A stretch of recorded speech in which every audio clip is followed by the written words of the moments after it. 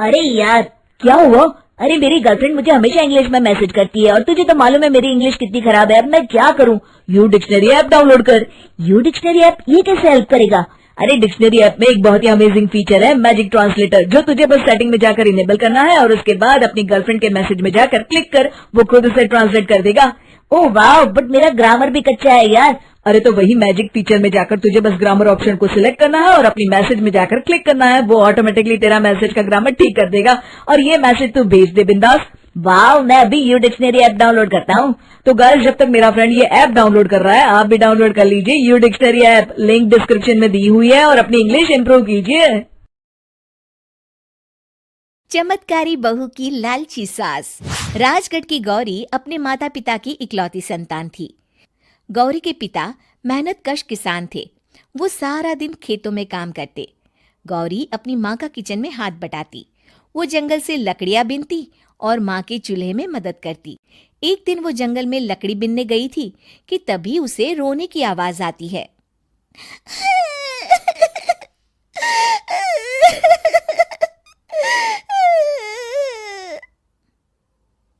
अरे, यहाँ कौन रो रहा है?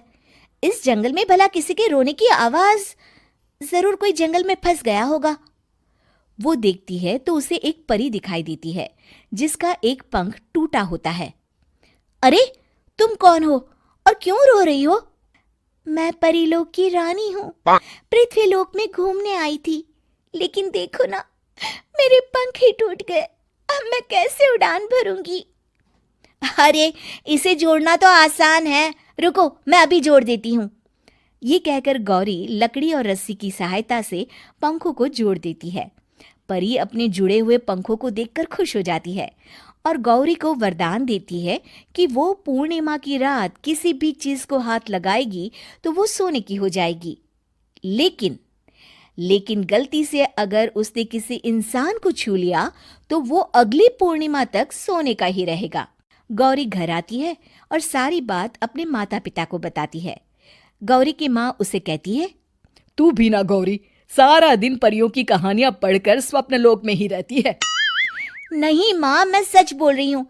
देखो, आज पूर्णिमा की रात है ना, इसलिए डर के मारे मैं कोई सामान भी नहीं छू रही हूँ। अच्छा, ऐसी बात है बिटिया रानी, तो जरा इस घड़े को हाथ लगा दे। गौरी घड़े को जैसे ही हाथ लगाती है वो सोने का हो जाता है। गौरी के माता पिता घड़े को देखकर हैरान रह जाते हैं। अगले दिन गौरी के पिता उस घड़े को सुनार के पास बेचने जाते हैं तो रास्ते में उन्हें कंचा काकी मिलती है। वो सोने का घड़ा देखकर गौरी के पिता से पूछती है, अरे गौरी के बापू, ये पीतल तो बड़ा चमक रहा है। अरे काकी, ये पीतल नहीं, सोना है, सोना। बेचने ले जा रहा हूँ। अरे कहीं कोई लॉटरी लग गई है क्या? इतना सोना? गौरी के पिता काकी को गौरी को परी द्वारा दिए वरदान के बारे में बताते हैं। काकी गौरी के पिता की बात सुनकर सोच में पड़ जाती है और फिर अगले दिन काकी गौरी के घर आती हैं। गौरी के बापू, तुम्हारे लिए मैं एक खुशखबरी लाई हूँ।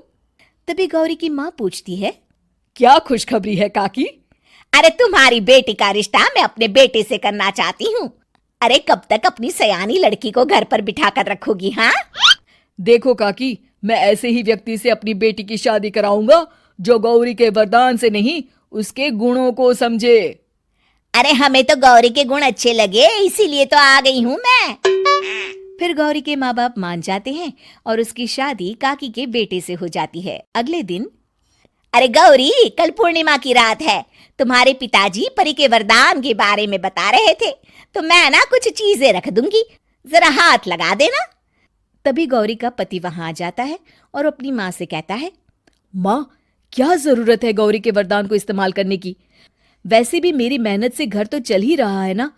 और गौरी के पिता ने भी यही कहा था कि वो ऐसे ही व्यक्ति से उनकी बेटी की शादी करेंगे जो गौरी के वरदान से नहीं, उसके गुणों को समझे। अरे बस कर किताबी बातें। तेरे लिए क्या लड़कियों की कमी थी जो मैं ये किसान की बेटी घर ले आती? और सुन गौरी, कल अगर तूने सारी चीजों को सोने का नहीं किया तो मैं तुझे घर से निकाल दूंगी और अपने बेटे की दूसरी शादी करवा दूंगी, समझी? इतना कहकर गौरी की सास वहां से चली जाती है। अगली पूर्णिमा की रात गौरी की सास गौरी के सामने ढेर सारे बर्तन रख देती है और कहती है, जल्दी कर गौरी, रात खत्म हो जाएगी, जल्दी जल्दी इन सारे बर्तनों को हाथ लगाकर सोने का कर दे।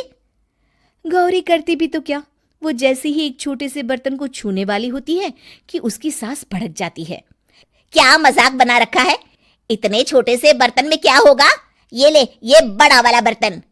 जैसे ही बड़ा सा बर्तन लेकर गौरी की सास उसकी तरफ बढ़ती है, वैसे ही बर्तन के बाहर से वो धड़ाम से गिर जाती है। सास को गिरा देख गौरी उन्हें संभालने दौड़ती है और वो सास को हाथ लगाकर कहती है, अरे सासू माँ, क्या हो गया आपको, कहीं चोट तो नहीं लगी ना। लेकिन जैसे ही वो हाथ सास से हटाती है तो देखती है कि उसकी सास सोने की हो गई है। गौरी सोनी की सास को देखकर रोने लगती है और अपने पति से कहती है, मुझे परी ने कहा था कि अगर मैं किसी इंसान को हाथ लगाती हूँ तो वो अगली पूर्णिमा तक सोने का ही रहेगा। अब मैं क्या करूं? अरे करना क्या है, माँ को उठाकर अलमारी में रख दो। और हाँ, लालच का फल बुरा ही होता है। ज्यादा बड़े बर्तन को सोने का बनाने के चक्कर में माँ का ये हाल हुआ है। ये कहकर वो दोनों माँ की तरफ देखने लगते हैं।